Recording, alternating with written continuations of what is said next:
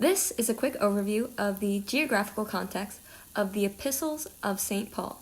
The word epistles comes from a Greek origin meaning to send news. And these books of the New Testament were letters that St. Paul wrote to the early Christians as both doctrinal treatises and pastoral exhortations, as St. Paul was the apostle to the Gentiles. The letters of St. Paul are ordered in the canon from longest to shortest, starting with Romans, having 16 chapters, and ending in Philemon with only 1 chapter, instead of the order it is written. And you can see this in the New Testament, which starts with the Acts of the Apostles, despite the fact that St. Luke wrote the Acts of the Apostles after St. Paul wrote his epistles. Most of these letters are addressed from St. Paul to various church communities all across the Mediterranean Sea from his missionary work and travels, and the rest were written to young pastors and close friends of St. Paul. So I thought it'd be helpful to start with a map of the land surrounding the Mediterranean Sea where St. Paul traveled, with names of modern-day countries to help orient ourselves, especially to the ancient region of Galatia, where it is now modern-day Turkey, and that would be where St. Paul was born in Tarsus. East of the Mediterranean Sea is where the Holy Land of Jerusalem is located, and where the Council of Jerusalem was held in 50 AD, after which is when St. Paul started writing his letters while he was a middle-aged man until his martyrdom in 67 AD in Rome, Italy. We'll start with the city of Thessalonica, above the Aegean Sea, where St. Paul addressed his earliest letters to 1st and 2nd Thessalonians. Then south to the city of Corinth, which is something like Manhattan, as it was a bustling Greek city with a culture of sin and death, in between the Adriatic and Aegean Sea, near Athens, the current capital of Greece, and this is where St. Paul addressed his letters to the Corinthians. Then furthest west to the city of Rome, where we know St. Paul was imprisoned and would eventually be beheaded.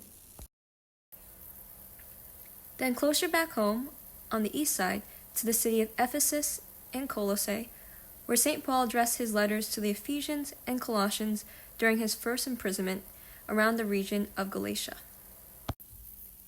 East of this region and north of Jerusalem was the city of Damascus, where we remember St. Paul had his initial conversion on the road where Jesus appeared to him in blinding light, and this was located south of Antioch, which we found out in the Acts of the Apostles was where the earliest church was established for the Gentiles after the first martyrdom of St. Stephen. And then we have here, speaking of St. Paul's life, the island of Malta, off the coast of Italy, where St. Paul was shipwrecked on his way to prison. And finally, back to the start, to Philippi, where St. Paul addressed his letter to the Philippians, located south of the Black Sea, which, to orient you, is the location of modern-day Ukraine. As I mentioned, St. Paul was imprisoned for his work of evangelization, and he wrote the following letters from his first imprisonment to the Ephesians, the Philippians, the Colossians, and Philemon, and then during his second imprisonment to 2 Timothy. The rest of the letters were written while he was on mission and in between imprisonments. As I mentioned in the beginning of the video, the letters of St. Paul were both doctrinal treatises and pastoral exhortations with major themes of the coming, the cross, the Christ, and the church, as noted by biblical scholars. Now we'll move on to some basic summaries of the 13 letters attributed to St. Paul, starting with Romans, which addresses our human proclivity to sin, especially in our addictions, and the salvation we can have in Jesus Christ. And then to the letters addressed to the city of Corinth, that bustling city, starting with 1 Corinthians, which addresses political issues and divisions in light of the call for unity as one body of Christ. This letter also contains the well-known verse, "Love is patient, love is kind." And 2 Corinthians, which speaks to God's transformative grace, calling us to be humble. And then we have the letter to the Galatians, which speaks of true freedom from the slavery of sin, urging against the false gospel of defining our own identity, and containing the list of the fruits of the Spirit. To the Ephesians is a message of both hope and warning, and is often quoted for the verses on "Wives submit to your husbands, and husbands love your wives." St. Paul's letter to the Philippians is a practical and encouraging message of how to be Christians by setting our eyes on the true, good, and beautiful. As a recap, the Ephesians, Philippians, and Colossians were letters St. Paul wrote during prison, and Colossians is an exhortation to know nothing except Christ.